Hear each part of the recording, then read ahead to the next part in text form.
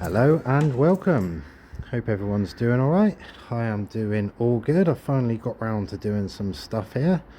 Those will, with an eagle eye, will be able to see I've accomplished 3 things. And for those without an eagle eye or can't be bothered, the 3 things are: if you look to your left, the fence post at the end of the pergola over by the big cyathea, I've taken off the felt and the pockets which had the 2 or 3 ferns in it, and taken them off and replaced them with my little eye hooks and the green things to run a climber up. So that's job 1 done. If you look straight at the back there behind the bar stool, you will see a armoured cable running up and into the junction box at the top there for the light. Lacking an actual light, but we'll get to that when we get to it. And then the 3rd thing I've done is, you'll probably notice that there's not a massive mound of rocks around the bottom of the washing line anymore. So yeah, the idea, because I was gonna, that armoured cable that runs at the back, we're going to have a proper look at it in a minute, but it's a bit windy out there, so we'll have a good scope from here a second before we venture forth. So yeah, I was going to do what I've done there, but run it up the back. Now there's a twofold reason why I didn't do that. One's probably a bit more of a reason than the other. So I thought in the end that that's all going to be covered in a climber, so no one's going to see it anyway. And the second one is that I couldn't get my screwdriver drill in behind the back because it's too close to the fence, so to the existing fence. So yeah, that's that. But it probably works out quite well this way, because it just means if there's going to be trouble with knowing my electrics, there probably will be, then yeah, we'll I'll be able to get to it easily, as opposed to it having all that trellising running in front of it and a climber on top of it, because it won't happen in the next 3 or 4 months. It'll happen in 3 or 4 years time, and it'll be a pain. So yeah, that was the reason behind that. The big mountain of rocks have made their way over here. This is in preparation for the waterfall. Is it my best dry walling work? No. Does it do a job? Yes. Although the missus ain't particularly happy, because she's complaining about that particular rock right there, the one that looks like it's cut out of obsidian and is like razor sharp. So she's a bit unhappy with that being right next to the door. So I may sort that out, I might not, we'll see. But yeah, that's obviously in preparation for the waterfall. I need to clear the area behind, but we'll have a quick whip round anyway, and then we'll have a little chat at the end if we get to it. So Sago Palm's in there, he's doing all right. He's, funny enough, he's getting these little beige streaks to it, so I don't know what's going on there, but it is what it is. We'll just leave that there for now. That's the Dixonia fibrosa. That's just out getting a bit of rain. He normally sits where that yellow stool is, those little stack of coping stones to the right of it. That's where he actually lives. But yeah, I wanted him to get a little bit of rain, as it's just raining lightly at the moment. Tetrapanax in there. Oh yeah, I did actually put a light up. I took that big wire that was just hanging down in front of this and going up to that light up there. I took that down because that was a bit of health and safety. I'm taking that light down, obviously. So yeah, I just put that up there just to see what they look like. It's not in keeping with it at all. So yeah, we won't use those lights. We'll probably use the other lights, but we'll get into that another day. Still not fixed that bit on the pergola, as you can see there. And we have actually got a leak on the pergola as well. It comes from up there, but it looks like it's not the roof that's leaking. It's coming like under the roof from the end. So I reckon, looking at, there's like a little toy that's been chucked on top of there. I fancy it's either a toy or all this seed stuff that you can see on top of the roof. I reckon it's blocked the gutter and it's overspilling, but I'll get up there and have a good look at that when I get round to it. So the Tetrapanax was in here. When I lifted it up, there was an ant's nest in it, which obviously isn't good. It's a bit of a shame, this, because it was doing like really well in the ground where it was. I took it out because it's like effectively deciduous, so it loses its leaves, and I needed the spot for something evergreen, so I'll put a Scheffler in there now. But yeah, it kind of looks a bit sorry for itself in the pot, so I've dumped, you know, half the world's supply of chicken manure pellets on that and give it a good water. So yeah, we'll see how that does. I might chuck that out the front actually, because I need, you know, I don't mind it running out there, but we'll get to that when we get to it. So yeah, other than that, I have cleared out this area here. So going forward, I've obviously, one of my jobs was to clip in all the pipes that run along that way and make them look neat, but I've put all these rocks here now, so that's out of the window for the time being. But one thing I can do is do this little corner. I should have thought about this before. So these pipes down here, they run through my office and into the garage straight utility, and I can just bring the stuff out for them. So one of them will be the gravity irrigation to hook up to the water butts out the front. One of them will be the pumped irrigation for the sprayers for the tree ferns. Then we got the 2 heating pipes there, and then one of them is going to be a cold water main, so I can run an outside tap. I'll run an outside tap off the gravity irrigation for freshwater water, rainwater, freshwater, however that works. I need one for the wire for the outside socket for the pump for the Waterfall. The other armoured cables, you can see them, the ends of them are down there. I'll run it sort of up along the corner and up around here or something, just to go, excuse my big belly, and then run into that light switch over there. So yeah, it does give me access down there to tidy all that up. So yeah, we'll get to that in good time. Going forward over here, these are all doing well. I haven't really done too much of the planting, but the star jasmine is going some, so that's good. The fat cedera actually looks a little bit sorry for itself. I don't know why, but it just doesn't look kind of vibrant and glossy. It might be just that it's a bit of a late go. In fact, it looks like that one down there is dying off. So yeah, we'll see what happens. I've just dumped a load of chicken manure pellets down there to see how that goes. The Asplenium nidus is not having the best of times. A, stuff keeps falling on it, and B, the slugs and snails are absolutely stripping everything, but that's okay because it's kind of like a sacrificial plant. So yeah, one thing to note actually back here is the ferns are all doing all right. There's the atrata, there's the holly fern, but also, if you remember, we've got this nice little whatever that is, I want to say Polysticum congestion or Polysticum multi-bloom congestion or something like that. Anyway, I'm going to call it the conifer fern just for ease, so just remember that one for a second. Going around here, the next big Cyathea fron's really gone. It sort of was only up to as high as the chopped off bits I put about 3 days ago, and then now we've got some heat going. Yeah, it is going some, so that's good. That's going well. This Scheffler has sent out a load of new leaves already, so that's pretty good. Happy days with that. This area is looking a little bit bare. There is a Hydrangea Samanii down behind the Fatsia, which we'll look at in a minute, and I've actually just plonked one in there as well to come up this and climb up over the pergola. But I may whack another one in there to cover this bit. I'm going to see how the other one does, but that maidenhair down there at the back, we'll see how that does, and if not, that'll be the spot for the climber. The sword fern, which I can't seem to grow, that and the Dropteryx Wallachianas, I just cannot seem to get them going, so it might need another one there. I don't know what it is. It might be the acidity of the soil or something like that. We'll give it a year and see what happens with it. But yeah, I may need to find something to go in there, because the whole point of that is to, in the winter, stop the wind coming from our left and hitting the Cyathea that's in the coil there. So I need a big bushy evergreen fern in there. Speaking of the Dropteryx Wallachiana, there he is there, but you'll see that the main crowns aren't going. So yeah, I don't know why that is. It's the same as the other one in the middle bed, which we'll have a look at as well, but we'll see. Patience, and we'll just wait. The Dixonia is finally going and sending out some fronds. I'll probably just leave the brown ones on, to be honest with you. I'm not amazingly worried about taking them off, but we'll see. I probably will do.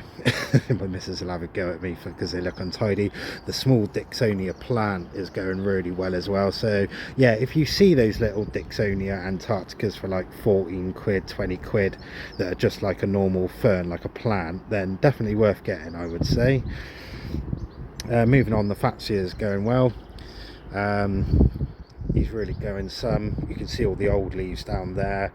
I'm a bit remiss to take off leaves that aren't dead, but I may take the bottom set of that off to give it a bit of height, so it's kind of the canopy's up above the Dixonia height and the Trata height over there, if you see what I mean. So it's kind of up the next level. And then what that might allow me to do is that Polysticum conifer fern we just saw a minute ago. I've got another one down here, which they're too good looking not to be seen. So if that had like a nice little, if those leaves weren't there at the bottom, I could chuck them down there because they're only small, and then that would mean we could see them. And also what that will do is free it up so I can get in at the bindweed, which is a real pain in my arse basically. But yeah, we keep going. So we'll move around. Said last time the dropped, it's a Trata as the star of the show. It's really beasting out, this one. It looks a little bit too similar to this Cyathea though. I should have probably spaced them out a little bit differently because you can't really see the difference in them. But yeah, we'll see how it goes. And speaking of that Cyathea, another frond's come out there, so that's already 3 new fronds this year, so that's going pretty well. That proves to me that my heating has done a job in keeping it warm down there. There's the smaller Herrenhausen, so that's sizing up, as you can see. And I like these Herrenhausens when they the Polysticum setiferum Herrenhausen. This is good big evergreen and inverted commas fern, but rather than the sort of fronds come up shuttlecock like almost like like the Atrata here and the Cyathea, it sort of fires them out at loads of random angles. So it looks quite it's quite unique. Yeah, I like that. This maidenhair fern, the Adiantum venustum, Himalayan maidenhair. See, I missed a bit of bindweed at the back there. That's really going some, so it really likes that there. If the maidenhair, that other maidenhair, I do move it in the end, I'll probably take out that splenium that's to the right of the small Dixonia there and chuck them in there, and then it'll kind of marry up if it likes it down here. Brachiosaurus is still in there. So moving on round, yeah, another just look at the way the Herrenhausens throw their fronds out all random and all that. I need to chop these old fronds off at some point, but we'll do that when we do it. This Cyathea is still not coping amazingly. It's not throwing out anymore. That wasn't in a coil, so yeah, we'll see what to do with that. On a good note though, this Scheffler is going to be an absolute monster this year. You can see I didn't curse it too much. Do you know what I was thinking as well, actually, is that this thing hasn't been touched by slugs, even though that small Blechnum spicant has and all the other Scheffler has had. I was having a look at it, and we could probably see some right here.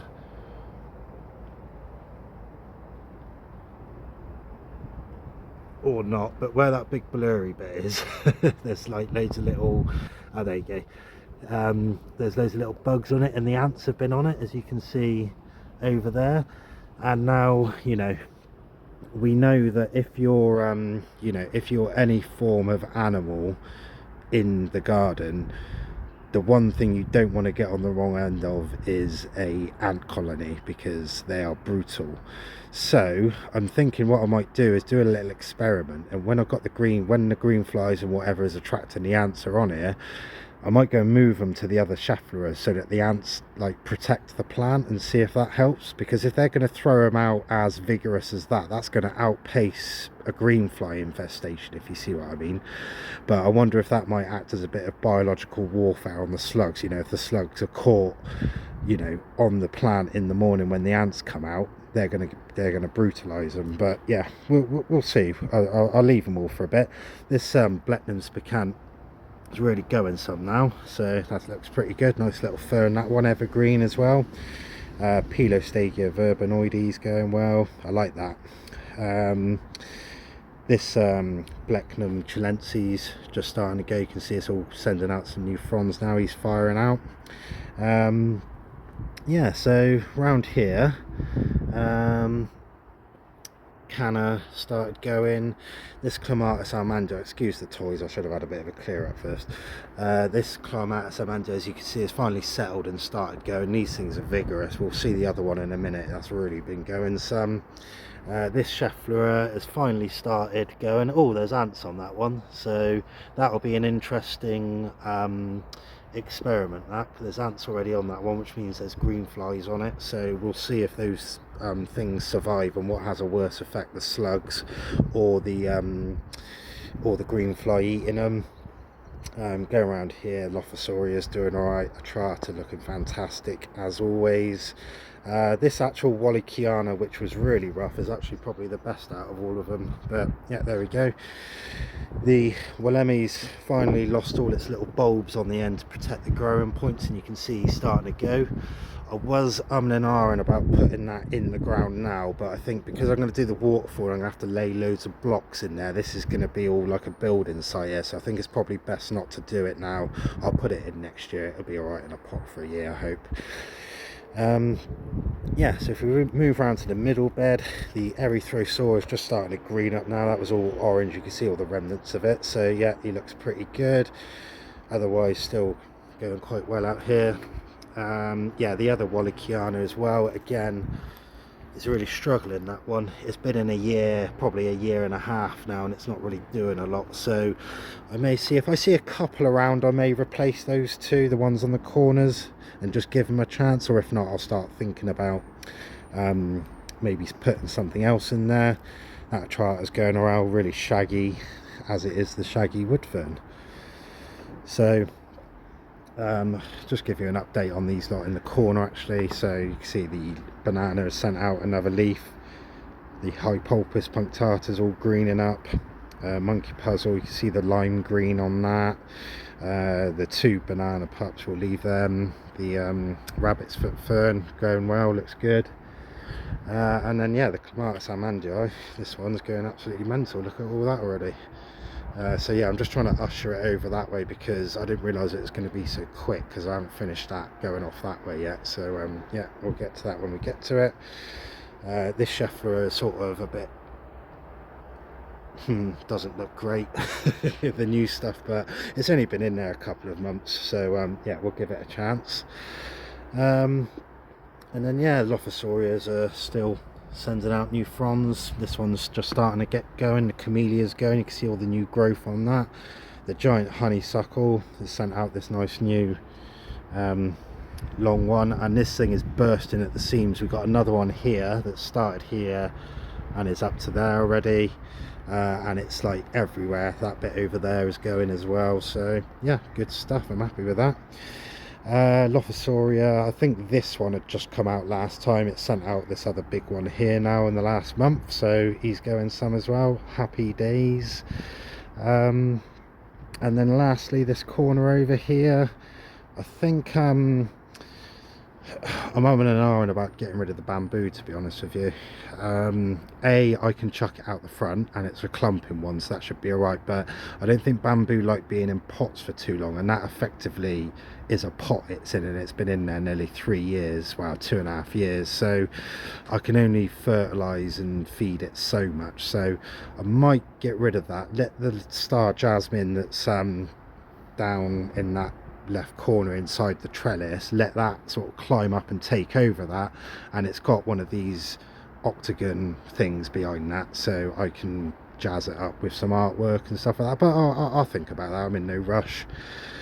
And then here, made a bit of a mistake with the Norfolk Island pine, the Araucaria heterophylla, he says in gritted teeth. Yeah, I think a couple of videos ago I said, oh, I've brought it out now, and then literally that night we had like a 2 degree and it sort of didn't like it, as you can see. So he's been inside for since then. I've only just brought him out earlier just to let him get a bit of rain into him. So yeah, we'll see if that recovers. It'd be annoying if it didn't because I've overwintered it, but we'll know, and if not I'll buy another one and just keep him inside and then to bring him out when need be. The gingers are starting to go. You can just see to the left of the Aphenis. The Aphenis is quite annoying. It looks really good, like good and vibrant. That's Strata, it's Aphenis. You can get that anywhere, dirt cheap. But the actual main crown, which I was thinking was going to send out some absolute beasts, isn't really doing a lot. It's actually a side shoot, all this section. So yeah, that's annoying, but it is what it is. And then the hibiscus at the back there. So yeah, I still haven't moved the art yet, deciding what to do. So yeah, it's pretty good. Grass looks good. Cut that just in time before it started raining. So yeah, really we're going full speed into the waterfall. I've got a few odds and sods to do. Like I said, the utilities over in the corner where we started, finish off the pergola roof and unblock the gutters. But yeah, really stuff coming up now is going to be for the waterfall. So I need to get some blocks, I need to get the pump, I need to get the pond liner, and go from there really. Yeah, anyway, it's been a good little update. Hopefully next time everything will be going some and we can have a proper good look at how stuff's been going. Oh yeah, these passion flowers are going okay. Right, anyway, see you next time. Thanks for watching.